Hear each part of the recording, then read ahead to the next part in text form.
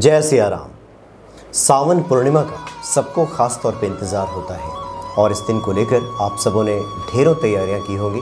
रक्षाबंधन मनाने की पुरजोर तैयारी आपकी तरफ से चल रही होगी और आपकी तैयारी में चार चांद लगाने के लिए और खूबसूरत बनाने के लिए कुछ ऐसे उपाय, कुछ ऐसी बातें लेकर के ज्योतिषाचार्य आशीष कुमार जी आपके सामने उपस्थित हैं, जो कि रक्षाबंधन किस प्रकार से आपका और खुशहाल हो, मंगलमय हो, वो पूरी जानकारी आज देंगे आपको। स्वागत है आपका आचार्य जी। जय सिया राम। जय सिया राम जी। आचार्य जी, रक्षाबंधन को लेकर तो जाहिर सी बात है कि काफ़ी उत्साह लोगों में रहता भी है जी। और पूरे जहाँ जहाँ भी भारत के लोग रहते हैं, पूरे विश्व में हर जगह इसको धूमधाम से मनाया जाता है और बड़ा ही भावनात्मक रूप से ये इस त्यौहार को मनाया जाता है। भावनात्मक तौर पे एक दूसरे का जुड़ाव इसमें होता है, भाई बहने को तो है ही। तो क्या खास बता रहे हैं? देखिए, सभी रिश्तों के बीच में एक बेहद खास रिश्ता होता है, बहन भाई का रिश्ता। और ये रिश्ता बचपन से ही थोड़े लड़ाई झगड़ों के साथ और थोड़े प्रेम के साथ आगे बढ़ता है और जैसे जैसे ये आगे बढ़ता है ये रिश्ता और भी अटूट होता चला जाता है। और ये सिर्फ एक ऐसा ही नहीं है कि रक्षाबंधन के दिन, जैसे अभी रक्षाबंधन आने वाला है, ऐसा नहीं है कि रक्षाबंधन के दिन बस हम सिर्फ अपने भाई को राखी बांध दें और भाई हमें कुछ उपहार दे दें। देखिए, जैसे और पर्व होते हैं, त्यौहार होते हैं, ऐसे ही ये विशेष रूप से बहुत अच्छा एक पर्व भी है। बहन भाई के प्यार के रिश्ते को तो दर्शाता ही है, लेकिन एक त्यौहार भी है क्योंकि ये तिथि के अनुसार बनाए जाते हैं। और हमारे ऋषि मुनियों ने अपनी बड़ी ही अद्भुत खोज के साथ में इन पर्व और त्यौहार को मनाया है। इस दिन यदि बहनें विशेष रूप से शुभता और शुद्धता के साथ अपने भाई की कलाई पर राखी बांधती हैं, उनके जीवन में सुख समृद्धि की कामना करती हैं, लंबी आयु की प्रार्थना करती है, तो मुझे लगता है कि वो जो आवाज़ है, वो जो प्रार्थना है, वो ईश्वर तक पहुंचती है। क्योंकि बड़ा ही शुभ दिन, बड़ा ही ख़ास दिन होता है। पूर्णिमा तिथि को रक्षाबंधन मनाई जाती है। तो मुझे लगता है कि यदि आप इसको शुद्धता और शुभता के साथ में इस पर्व को बनाते हैं, अपने भाई को राखी बांधते हैं, तो इसका जो प्रभाव है वो और भी अच्छा पड़ता है। क्योंकि इस दिन हम राखी बहनें भाई को बांधती हैं, भाई राखी बंधवाते हैं, उनको प्रेजेंट देते हैं, उपहार देते हैं, बहनें उनकी लंबी आयु के लिए प्रार्थना करती है। लेकिन साथ में अगर दोनों मिल करके एक दूसरे के लिए प्रार्थना करते हैं ताकि दोनों के जीवन में शांति, सुख, समृद्धि आए, तो मुझे लगता है बहुत अच्छी बात होती है। तो सबसे पहले हम यही जान लेते हैं कि इस दिन कुछ विशेष खास योग भी बन रहे हैं। सबसे पहले चर्चा करेंगे उन विशेष बनने वाले खास योग के बारे में। फिर रक्षाबंधन हम किस दिन मनाएं, जो कन्फ्यूज़न है इस बार उसको दूर करेंगे। किस शुभ मुहूर्त में अपने भाई को बहनें राखी बांधे, उसके बारे में बात करेंगे।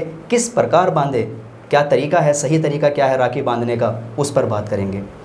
तो सबसे पहले बात करते हैं जो शुभ योग इस बार बन रहे हैं। 10 अगस्त शाम 5:35 से लेकर के दोपहर 3:31 तक आयुष्मान योग हमें प्राप्त हो रहा है।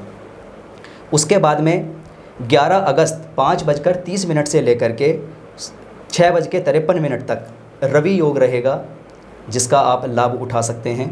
11 अगस्त दोपहर 3:32 से लेकर के 12 अगस्त 11:33 तक सौभाग्य योग रहेगा। इस प्रकार ये कुछ विशेष योग बन रहे हैं जिनका आप इन योग में कोई भी कार्य शुभ और अच्छा माना जाता है, परिणाम उसका अच्छा मिलता है।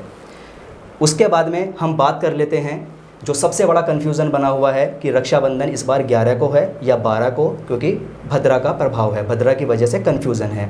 तो देखिए, श्रावण मास के शुक्ल पक्ष की पूर्णिमा तिथि को हम रक्षाबंधन बनाते हैं और पूर्णिमा तिथि हमें इस बार 11 तारीख को सुबह 10:38 से 12 अगस्त सुबह 7:05 तक प्राप्त हो रही है।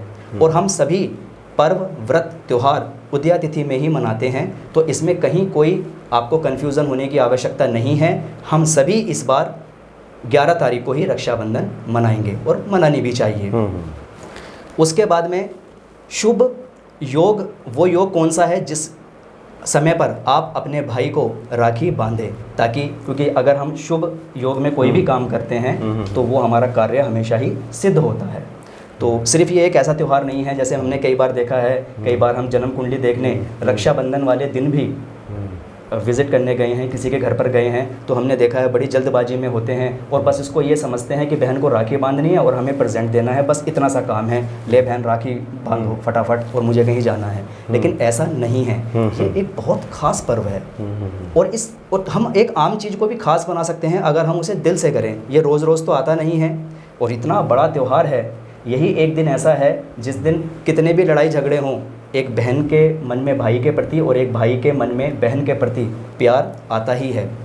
तो बात कर लेते हैं सबसे पहले कि कौन सा वो शुभ मुहूर्त है जिसमें बहन अपने भाई को राखी बांधे।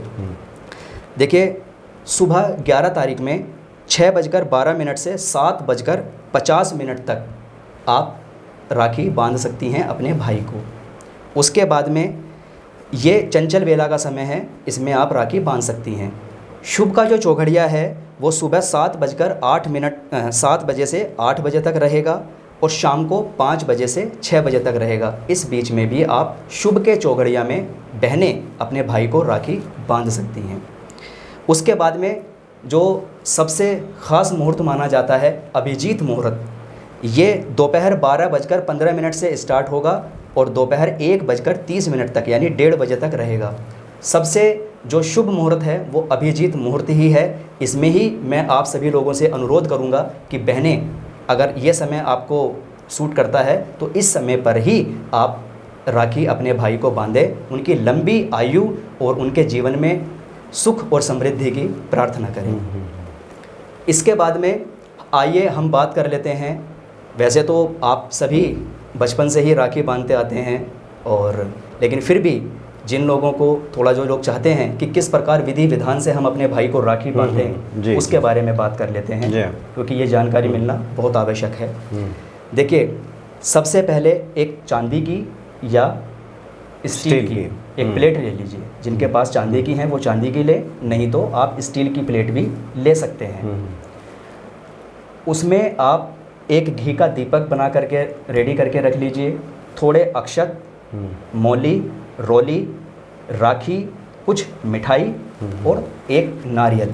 नारियल कौन सा? सूखे वाला जो गोला होता है, वो सूखा गोला नहीं, जो जटाओं वाला पानी वाला जो नारियल होता है ना, या फिर श्रीफल भी रख सकते हैं, क्योंकि कार्तिकेय जी का स्वरूप माना जाता है। तो श्रीफल या जो पानी वाला नारियल होता है वो आप उसमें यूज़ करें, सूखा गोला नहीं लेना है। उसके बाद में सबसे पहले आप जो राखी है वो अपने मंदिर के देवता को समर्पित करें और आरती दिखाएं। उसके बाद अपने भाई को पूर्व दिशा की तरफ आप मुख करके बैठा दें जी।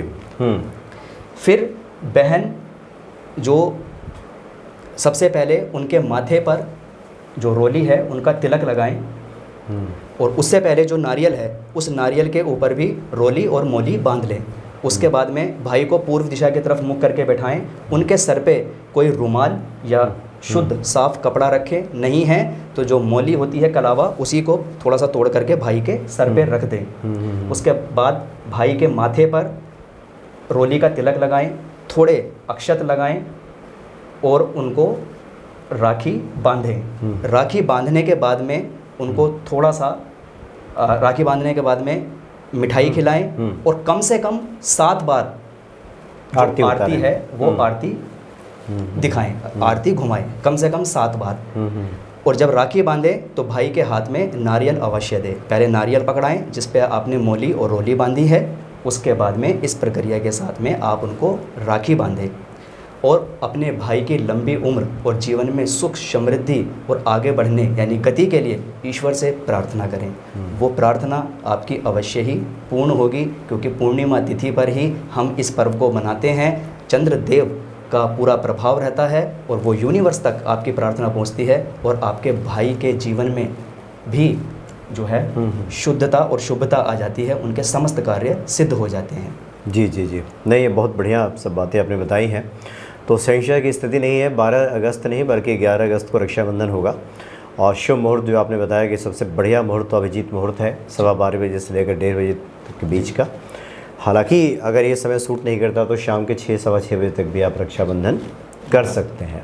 इसके बाद भी कई बार कुछ बहनें दूर रहती हैं और उनको अपने भाई तक पहुंचने में समय लग जाता है, या अगर लेट हो जाता है तो 8 रात्रि में, मैं रात्रि की बात कर रहा हूँ, 8:52 से 9:59 के बीच में भी आप राखी बांध सकती हैं, क्योंकि ये भी चंचल वेला का समय रहेगा। तो इस समय पर भी जो बहनें लेट हो जाती हैं अपने भाई तक पहुंचने में, वो इस समय पर भी राखी बांध सकती है।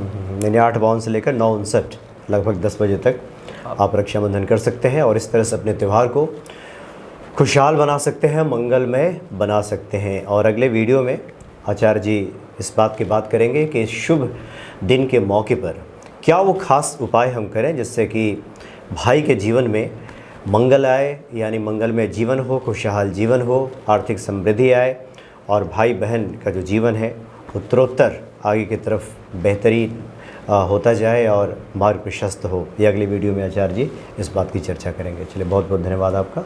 जय सिया राम। जय सिया राम।